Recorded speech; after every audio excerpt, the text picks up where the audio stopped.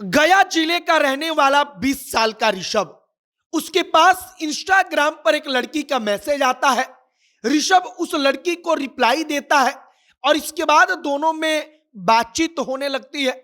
ऋषभ और लड़की दोनों एक दूसरे से प्यार करने लगते हैं और ऋषभ एक बार मिलने उस लड़की से पटना आता है और मिलकर यहां से वापस भी चला जाता है।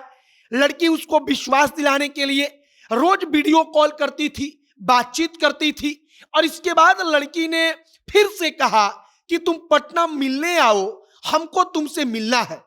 ऋषभ अपने घर वालों को बिना बताए पटना में मिलने के लिए लड़की से निकल पड़ा और जब वह पटना आता है तो उसके बाद उसी लड़की ने ऋषभ को यहां पर हाथ पैर उसका बंधवाकर एक फ्लैट में अपहरण करवा लिया।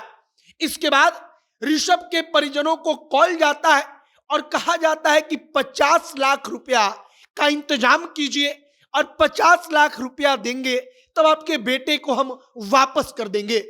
ऋषभ एक लड़की से बात करता था, यह बात उसके दोस्तों को पता था और दोस्तों को पता था कि ऋषभ उस लड़की से मिलने गया है और उसके बाद गायब है। और इसके बाद सारी कहानी सामने आई। जब पुलिस फ्लैट पर छापा मारने पहुंची तो ऋषभ का हाथ पैर बंधा था और ऋषभ को इंजेक्शन लगाया गया था। और एक लड़की ने यह सब कुछ कैसे कराया, आगे आपको हम यही कहानी सुनाएंगे। बाकी नमस्कार, मेरा नाम है मोहित कुमार सिंह और आप जनता जंक्शन देख रहे हैं। सबसे पहले गया जिले का रहने वाले ऋषभ को पटना के गर्दनी बाग इलाके में एक जिम में कुछ लोगों ने देखा और इसके बाद ऋषभ को उन्होंने अपना टारगेट बनाया। ऋषभ के मौसी का घर गर्दनी बाग इलाके में पड़ता है, वह वहां पर अक्सर आता था। अब इसके बाद जब ऋषभ वापस गया चला गया तो गया में जाने के बाद उसके इंस्टाग्राम पर एक लड़की ने मैसेज किया। इसके बाद से बातचीत होने लगी, दोनों एक दूसरे से बातचीत करने लगे और ऋषभ को लगा कि अब हम लोग अच्छे दोस्त हो गए हैं। लड़की वीडियो कॉल करती थी, अपना फोटो भेजती थी। इसके बाद ऋषभ उससे मिलने के लिए पटना आया और एक बार जब ऋषभ मिलने आया तो वह मिलकर वापस चला भी गया और इसके कुछ दिन के बाद फिर लड़की ने बुलाया और गया से चलकर 20 साल का लड़का फिर वापस पटना उससे मिलने के लिए आता है। इस बार पूरी प्लानिंग तैयार थी। जब 20 साल का ऋषभ वहां पर आता है तब उस लड़की के साथ पहले से कुछ लोग होते हैं। ऋषभ भी वहां से आता है तो उसके कुछ दोस्त उसके साथ रहते हैं, लेकिन लड़की के साथ मुलाकात होती है तो दोस्त घूमते हुए कुछ दूर चले जाते हैं। ऋषभ और लड़की मिलने लगते हैं और बातचीत करते हुए इधर उधर चलते हुए चले जाते हैं।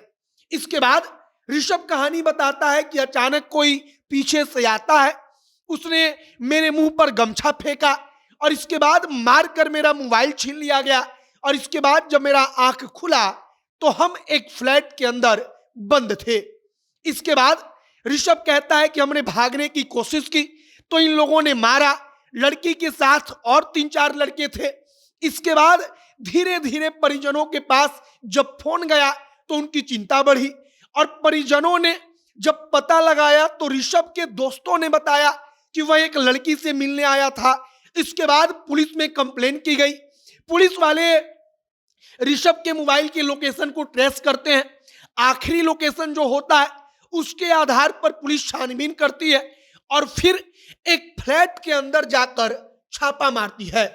जब फ्लैट में छापा पड़ता है तो सबका होश उड़ गया, क्योंकि वहां पर उस लड़के का हाथ पैर बांधकर लड़की ने एक कोने में रखवाया हुआ था।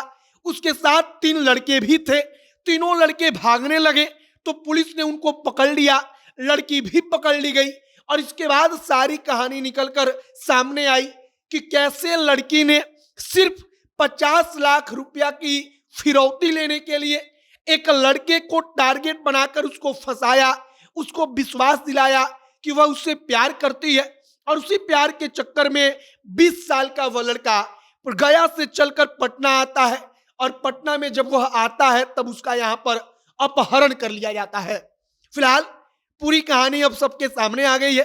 लड़की समेत 3 लड़कों को पुलिस ने गिरफ्तार कर लिया है। पुलिस अपने हिसाब से और पूछताछ कर रही है, लेकिन कहानी अपने आप में हैरान करने वाली है कि टारगेट बनाकर लड़की ने मैसेज किया, लड़की ने बुलवाया और उसके बाद उसने लड़के का अपहरण करवा लिया और इंजेक्शन लगाकर उसको चुप रहने के लिए उसको फ्लैट में लाकर रखा गया। फिलहाल आपकी प्रतिक्रिया इस कहानी को सुनने के बाद क्या है, कमेंट बॉक्स में लिखकर बताइएगा। आगे जो भी और जानकारी, अगर इस खबर से जुड़ा हुआ कुछ और बड़ा अपडेट आएगा तो आप तक हम पहुंचाएंगे। तमाम खबरों के लिए हमारे साथ बने रहिएगा। वीडियो वहीं पर समाप्त करते हैं। कैमरे से पीयूष खड़े हैं और मैं मोहित कुमार सिंह। बहुत बहुत धन्यवाद।